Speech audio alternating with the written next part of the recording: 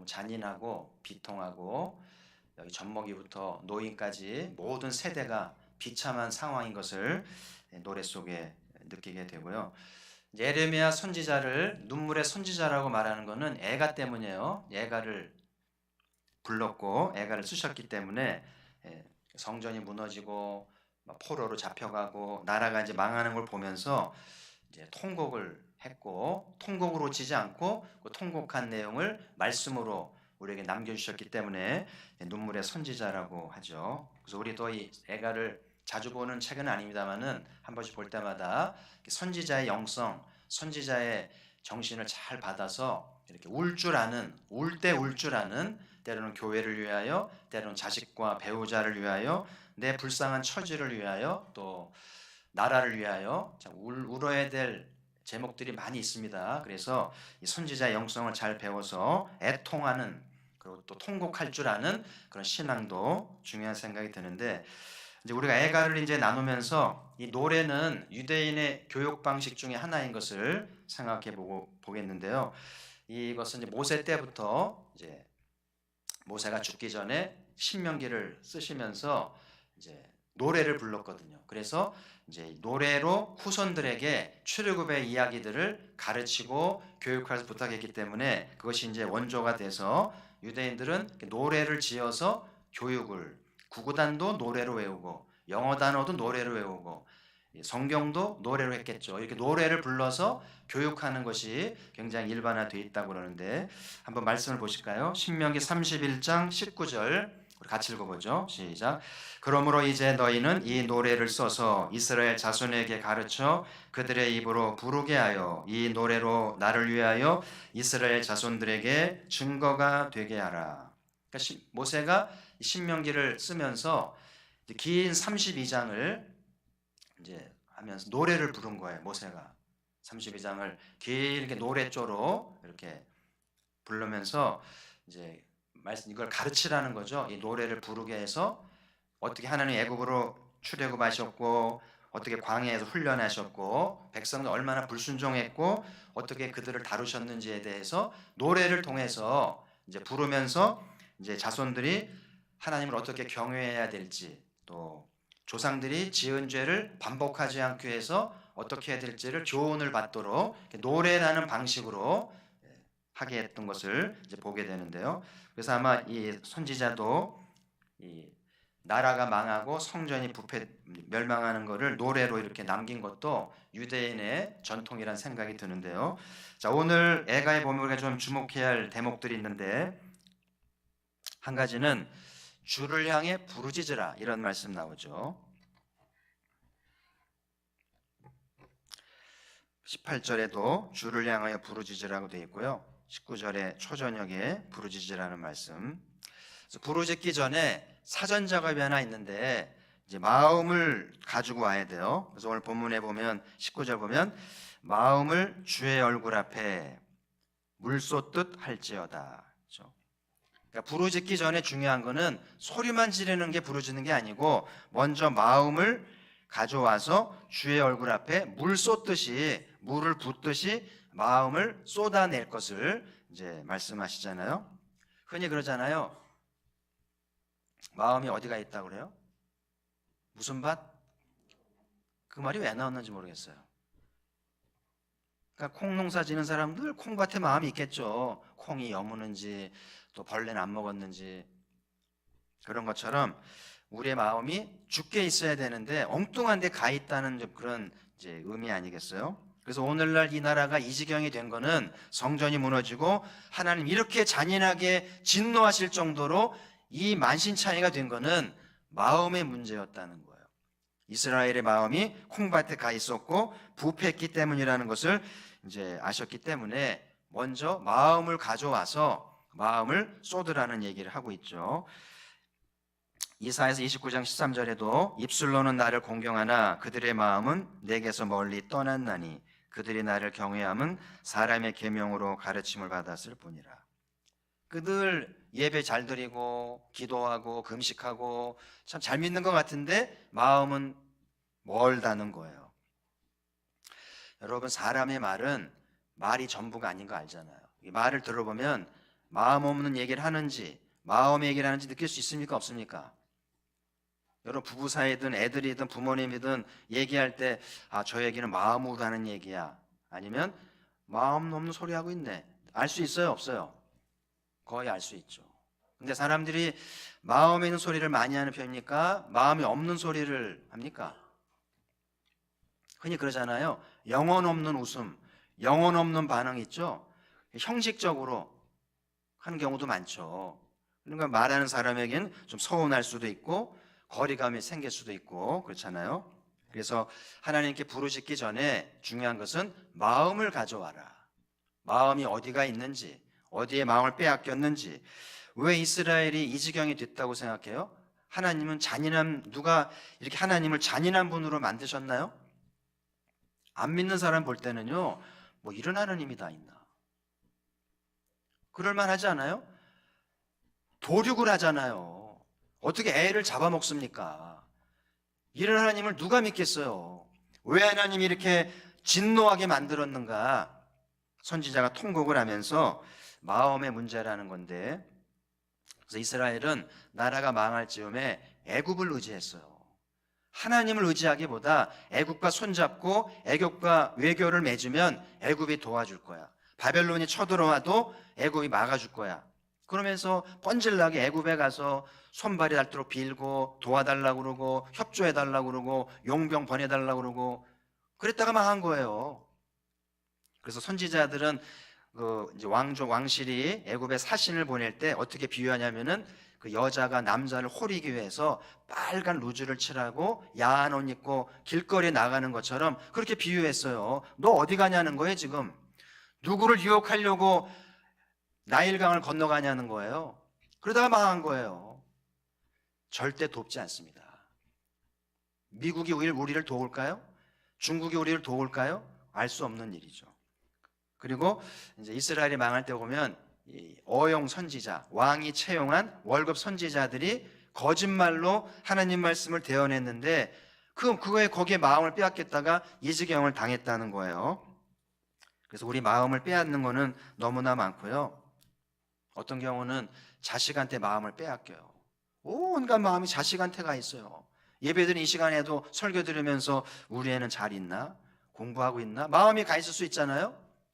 하나님 예배 안 받으시는 거죠. 배우자한테 마음을 빼앗기고 돈의 마음을 빼앗기고 권력의 마음을 빼앗기고 세상 쾌락과 세상 일락의 마음을 빼앗길 수도 있고요. 그래서 여러분 이 마음 때문에 이 지경이 된 걸 생각할 때 여러분이 아이들한테 행여나 엄마만 믿어, 이 말은 절대 하면 안 돼요.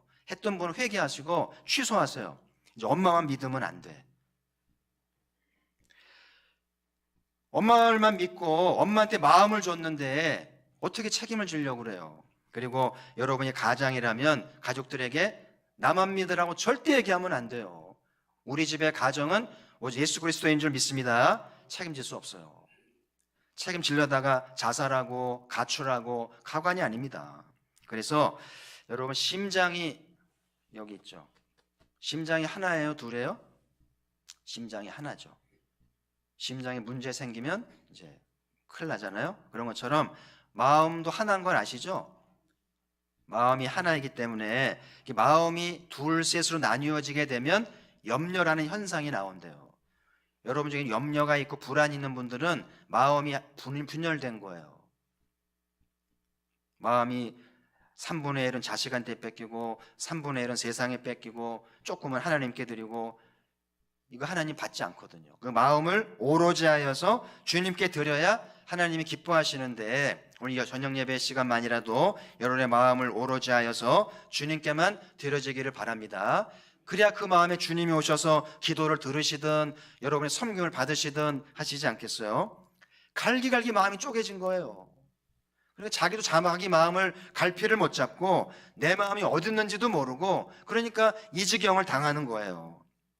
그래서 예배를 드릴 때마다 자꾸 마음을 추리세요.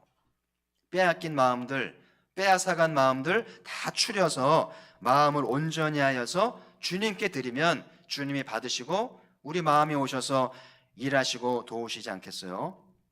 선지자가 부르짖기 전에 마음을 되찾아라. 공밭에 가 있는 마음을 되찾고 애굽에 향했던 마음 되찾고 돌아오라는 이야기죠.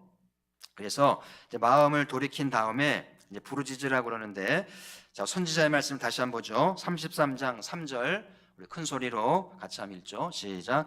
너는 내게 부르짖으라. 내가 내게 응답하겠고 내가 알지 못하는 크고 은밀한 일을 내게 보이리라. 아멘.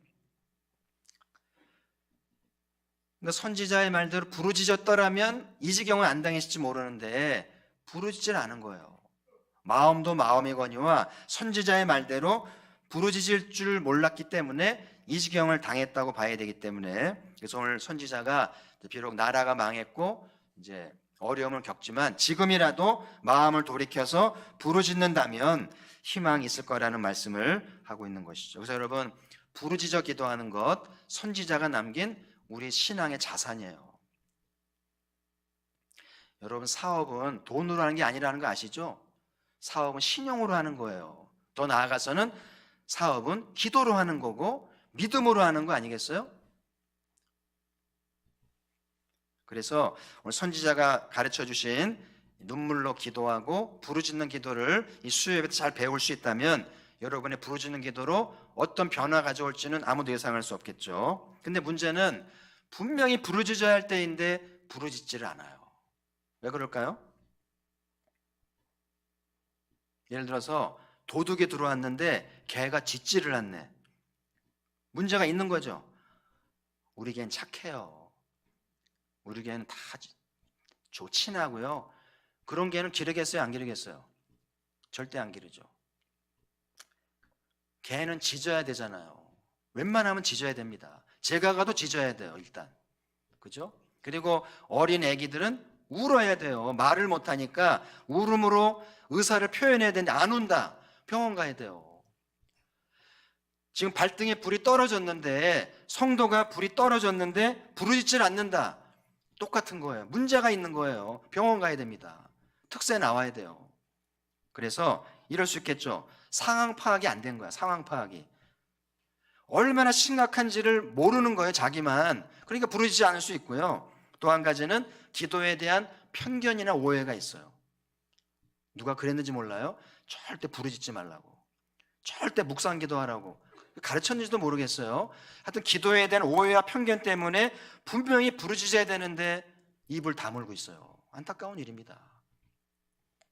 목사님, 저는 마음으로 기도합니다. 왜 마음으로 교회 나오시죠? 그거는 변명이고요. 성경적이지도 않고, 선지자가 분명히 부르짖으라고 그랬으면 선지자는 신앙의 터인데 가르친 대로 해야 되는데 왜 딴소리를 하는지 모르겠어요. 밖에 나가면 소리도 잘 지르더라고요. 뭐 농구장을 가든 축구장을 가든 야구장 소리는 잘 지르는데 왜 교회 오면 침묵을 합니까? 참 이상해요. 그죠? 그래서 밖에 소리도 지르고 악도 쓰고 막 이렇게 표현하듯이 하나님께 좀 마음을 쏟으면서 우리의 감정을 표현하고 부르짖어야 되는데, 그 부르짖지 않는 것은 믿음이 없는 거예요. 하나님을 믿지 않습니다. 교회만 나온 거지 내 기도를 들으신다는 믿음이 없기 때문에 이제 부르짖지 않는다고 봐야 되겠고, 또 한 가지는 선지자의 터 위에 신앙이 세워져 있지 않아요. 자기식으로 누구한테 풍을 들은 식으로 믿는 거지 선지자를 배우고 사도를 배워서 신앙을 세우지 않았기 때문에, 선지자 분명히 너는 내게 부르짖으라, 오늘 본문에도 마음을 토하며 기도하라고 그랬는데 제대로 안 배운 거잖아요. 그렇죠? 오늘 배우셨습니다. 그러니까는 늘 부르짖으라는 게 아니에요. 정말 발등에 불이 떨어진 상황이 되면 부르짖어야 돼요. 그래서 하나님께 간구해서 이제 살 길을 열어야 되고 문제를 풀어가야 되지 않겠어요? 저는 감사하게 고3 때 부르짖는 기도를 배웠어요. 참 열심히 기도했던 기억이 나요. 고3 때. 고3 때 혈기방장하잖아요. 무서운 게 없습니다. 막 동네가 떠나가라 막 기도한 기억이 나고요. 이제 대학교 가가지고는 교파를 초월해서 뭐 기장 측, 감리 측, 순복음 측 온갖 개신교 교단이 어우러져 있는 동아리였는데 같이 기도하는 걸 배웠어요. 묵상 기도도 배우고 부르짖는 기도도 배우고 철야도 배우고 큐티도 배우고. 그래서 저는 참 감사한 게 이런 전천후 기도를 상황에 따라 적응하는 기도를 배웠어요. 다 통성기도 하는데 혼자 이러고 있으면 되겠어요? 다 묵상하는데 혼자 소리 지르면 되겠어요? 상황에 맞아야죠. 그렇잖아요? 저는 감사해요. 어떤 상황이든 전천후로 적응을 합니다. 그래서 여러분, 기도는 훈련돼야 돼요. 통성기도도 찬양대 그냥 노래하지 않습니다. 처음에 뭐예요? 발성하죠. 이렇게 배로 이렇게 복식호흡 소리를 연습하면서 나중에 하모니를 맞추잖아요. 그러니까 기도도 발성을 연습해야 돼요. 주여 주여 그러면서 연습을 해야 되는데 연습을 안 하니까 마음은 가득한데 표현이 안 되는 거예요. 안타까운 일이죠. 그래서 이 기도도 훈련이 필요하고 기도의 공동체 안에서 어우러지면서 배우는 것이 굉장히 중요합니다. 그래서 공부 잘한 도서관의 공부가 잘 돼요. 그 영향을 받거든요. 장사도 막 시끄러운 데가 장사야 돈을 많이 벌듯이 기도도 뜨겁게 기도하는 데 들어가서 어우러지면 기도는 되는 거거든요. 그래서 오늘 기억하세요. 선지자가 부르짖으면 응답하겠고, 그죠? 너는 내게 부르짖으라 내가 내게 응답하겠고. 이 말은 부르짖지 않으면 응답은 국물도 없고 그런 얘기잖아요. 응답 있어야겠죠. 이따가 나오겠습니다마는 기도할 게 태산이에요. 자녀를 위해서, 배우자를 위해서, 집안을 위해서, 교회를 위해서 응답받아야 할 게 얼마나 많은데 침묵하고 있다는 것은 영적인 낭비고요, 사친 거예요. 그래서 선지자가 말씀한 대로 단순하게 당신에게 부르짖어요 그러면 선지자가 하라고 그랬어요. 그럼 되잖아요. 선지자가 부르짖으라고 그랬어요. 저는 지금이 부르짖어야 할 때라고 믿습니다. 그러면서 부르짖으면 하나님이 응답하는데 보통 응답이 아니라 크고 은밀한 일을, 하나님이 그레이트한 일을 이루신다는 거예요. 가포교회에 놀라운 일이 있기를 주의 이름으로 축복합니다. 그러면 얼마나 보람이 있어요. 좀 더 부르짖어야 됩니다. 기도 소리가 좀 더 차야 돼요. 그래서 지휘자가 찬양대가 좀 더 소리를 질러주기를 바라거든요. 좀 더 우렁차게 하길 바라듯이 담임 목사인 전 여러분들이 여러분의 기도 소리가 좀 더 힘차기를 바라요. 우물우물하지 말고 자신감을 갖고 부르짖으라는 이야기죠. 그래서 오늘 선지자가 애가를 부르면서 먼저 마음을 추스려서 돌이키고, 온전한 마음을 돌이켜서 물 쏟듯이 마음을 쏟으면서 부르짖으면 희망을 주겠다는 거예요. 그래서 이 선지자의 말씀이 희망을 주잖아요. 그래서 여러분들이 오늘 말씀을 잘 배워서 희망을 낳는 은혜가 있기를 바랍니다.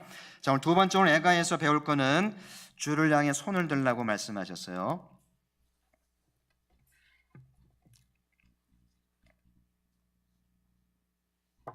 손을 든다는 것은 여러 가지 의미가 있는데요, 한 세 가지 정도 의미가 있어요. 19절 마지막에 주를 향하여 손을 들지어다. 한번 따라 합시다. 주를 향하여 손을 들지어다. 이렇게 손을 한번 들어보세요. 이렇게 들라는 거예요. 이렇게 두 손 내리시고, 어떨 때 한 손만 들을 수도 있죠. 두 손 다 들면. 손을 든다는 게 뭘까? 첫 번째는 이 히브리 말로 야드라는 말은 이제 손이란 뜻도 있는데 예배라는 뜻도 있어요. 그러니까 손 든다는 거는 예배하는 거예요. 그래서 이 히브리인들은 예배 드릴 때 습니다. 앉지 않아요. 높으신 분께 예배하는데 앉으면 되겠어요? 어른이 들어오는데 앉아 있으면 되겠습니까? 서야 되는 것처럼 높으신 분께 예배할 때 앉아 있지 않아요. 지금 우리가 앉아 있잖아요. 이러면 안 돼요. 의자 다 빼고 다 쓰든지 무슬림처럼 엎드리든지 해야 되는데 하나님이 봐주시는 거예요. 아시겠죠? 죄송한 마음으로 앉아 계세요. 저는 서 있잖아요. 그래도 어쨌든 이렇게 손을 든다는 거는 예배한다. 예배합시다 그러면 손을 든다는 게 손을 드는 거예요. 그리고 손을 드니까 이거는 항복을 의미하잖아요. 전쟁할 때 상대편을 만나면 제일 먼저 할 일이 손 들어죠. 그리고 졌으면 빨리 손 올려야지. 이렇게 해야 이제 공격할 의사가 없음을 보여야 안 죽지, 딴짓하다가 총 맞아 죽습니다. 여러분 미국 가가지고 운전하다가 경찰이 신문할 때요, 딴짓하다가 총 맞습니다. 뭐 보조함을 열려고 한다든지 이렇게 하면 위험한 줄 알고 총을 쏴요. 큰일 납니다. 그러니까는 무조건 가만히 있어야 돼. 그리고 허락받고 움직여야 되고. 그래서 이제 군인들이 포로를 잡을 때는 손들어라고 하게 돼 있고, 또 항복을 할 사람들은 빨리 손 들고 공격할 수 없음을 표현해야 생명을 유지할 수 있기 때문에 여기 손을 들라는 것은 하나님 항복입니다.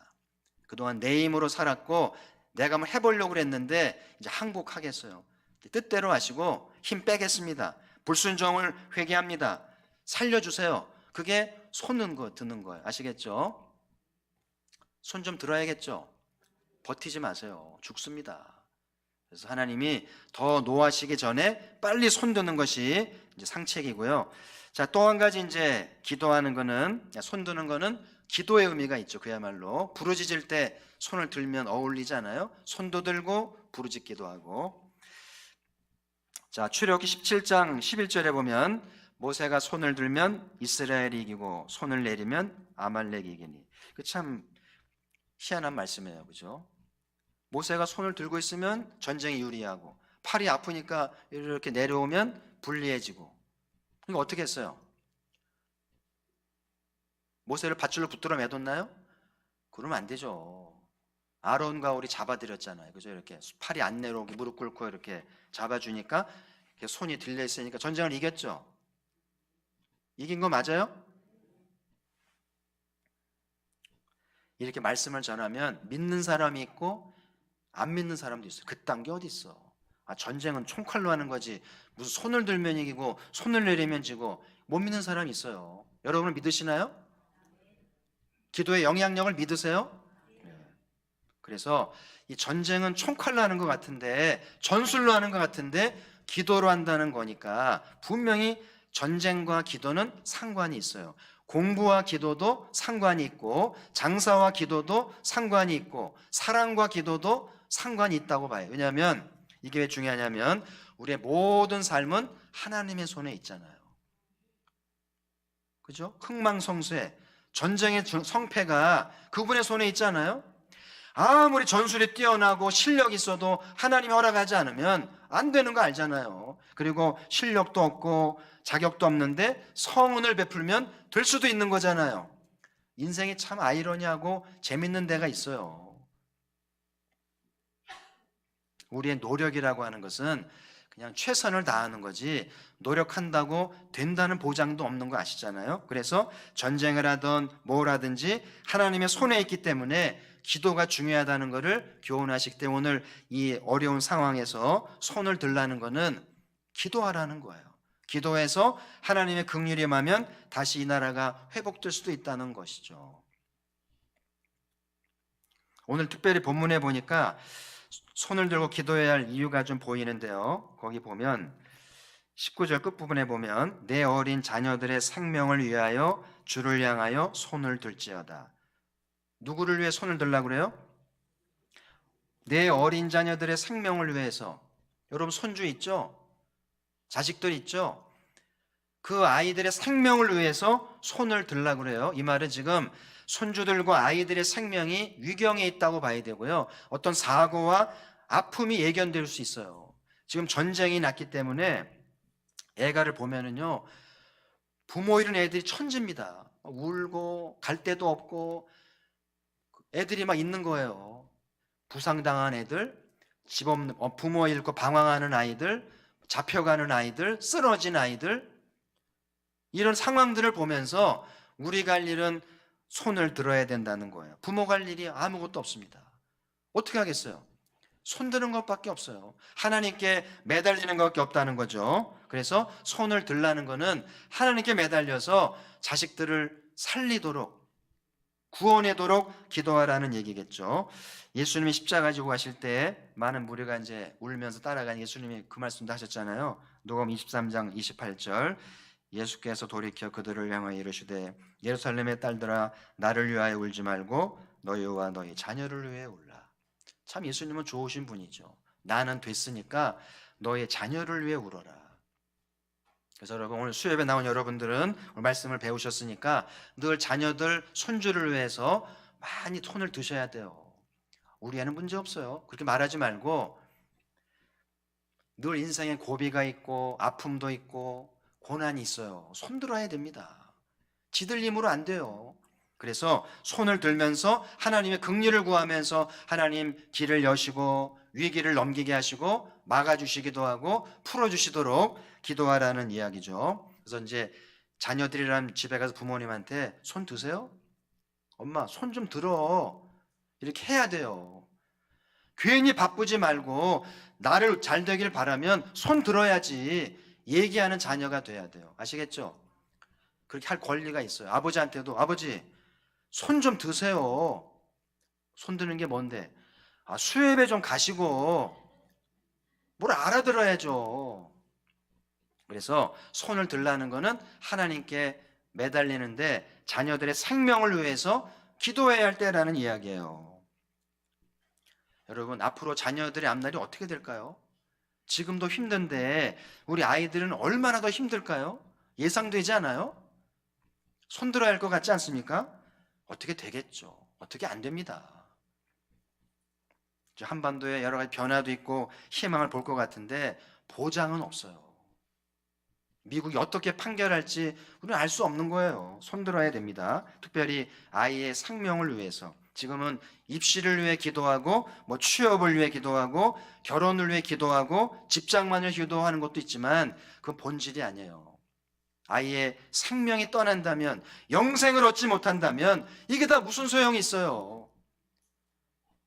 이번 주 장례 치렀잖아요. 누가 그럴 일이 있을 줄 알았겠어요?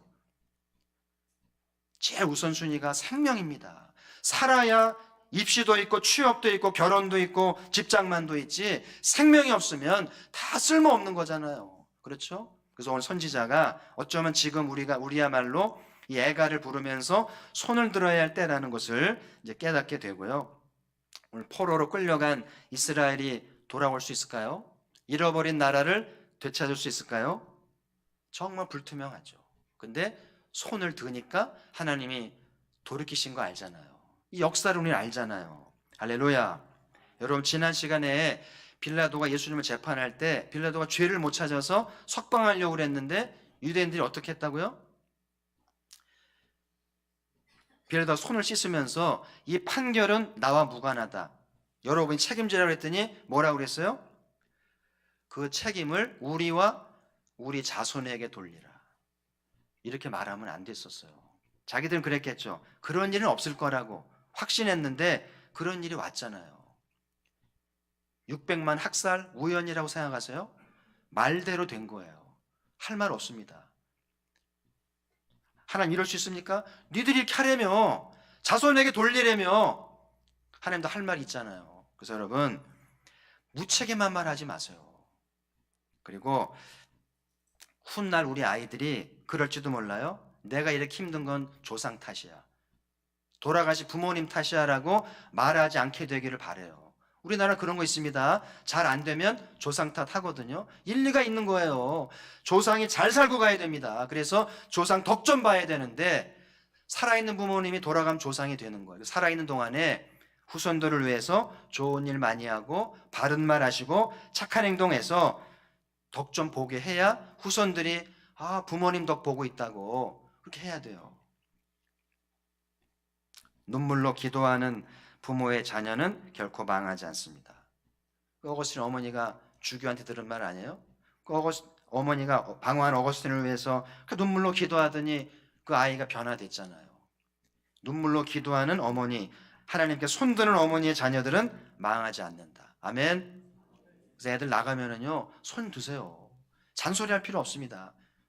고집을 못 이기기 때문에 손 들고 하나님께 매달리면 하나님이 도와주신다는 것이죠. 그래서 손을 들 때 아이의 인생이 바뀌고 아이의 인생이 위기에서 탈출하게 되는 은혜가 있는 거예요. 하나님 살아계시다는 거죠. 마지막으로 그 미국과 유럽의 신앙에서 배울 것들이 있는데요. 유럽 사람들, 미국 사람들은요, 우리가 버린 애들을 입양해 가더라고요. 장애 있는 애들을 데려가요. 우리는 꿈도 못 꿉니다. 그래서 공부도 잘 시키고요, 반듯하게 키워가지고요, 인물 만들어서 부모님 찾아가라고 그래요. 그것도 놀랍습니다. 그렇게 똑같이 가르치는 거 대단하고 기른 다음에 미련 없이 너 생모에게 돌아가라고 하는 것도 대단하지 않아요? 우리 신앙은 걸음마입니다. 기도는 뜨겁게 하는데 그런 거 할 줄 몰라요. 유럽의 신앙이 타락하고 미국이 타락했다고 말하지 마세요. 여전히 유럽에는요, 종교개혁자들의 신실한 자녀들이 살아있어요. 그들의 경건이 역사하고 있습니다. 함부로 판단하면 안 돼요. 제가 오래전에 독일에 유학했던 선배님한테 들은 얘기인데요, 독일에 가보니까 독일 사람들을 보면서 깨달은 게, 독일 사람들이 그런 우리 한국교회 성도들을 보고 신앙이 냄비 같다고 그렇게 말한다고 하더라고요. 냄비는요, 빨리 끓습니다. 라면 끓을 때 빨리 끓잖아요. 근데 단점은 뭐예요? 빨리 식습니다. 그래서 된장찌개는 어디다 끓여야 돼요? 뚝배기에. 뚝배기는 조금 천천히 끓는데 잘 안 식잖아요. 독일 사람들이 그런데요, 한국 사람들 걱정이라고.